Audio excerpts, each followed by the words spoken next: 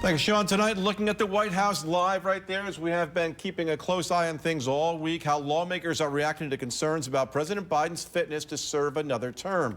The president standing firm, saying he is staying in the race for president. But some new voices are calling on President Biden to step aside. New York Lieutenant Governor Antonio Delgado breaking from Governor Kathy Hochul and suggesting the president should listen to those calls, those that are calling on him to step aside. And New York Congressman Pat Ryan, a Democrat, saying on X today, the president is no longer the best candidate to beat former President Donald Trump.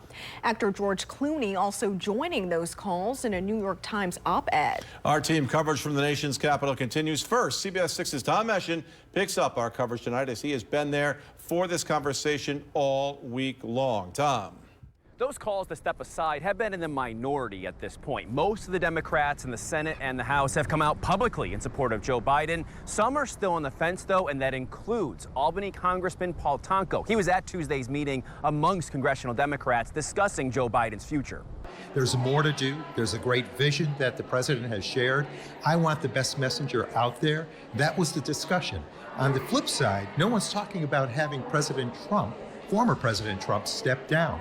Here we have a known convicted felon. Do you think President Biden is that best messenger at this point? As we had this discussion, this is the effort to make certain we have that best messenger. Tune in Thursday for that full conversation with Paul Tonko about a range of topics in power and politics. Meanwhile, Republicans continue to state that they think Joe Biden is unfit for office. We spoke with a Republican from Central New York, Brandon Williams, about this. He says that he's concerned about Biden's mental state when it comes to a military crisis. He also pointed at his support for Donald Trump in the past. He's voted for him twice, both in 2016 and in 2020. He pointed to Russia's invasion of Ukraine during Biden's tenure. But I also asked him about the concerns if Donald Trump is elected if he pulls funding from Ukraine. Yeah, I'm going to vote my district. I'm going to vote my conscience, and I'm not here to rubber stamp anyone. That's not why I ran for Congress. That's not why I left my business to stand up in the political environment.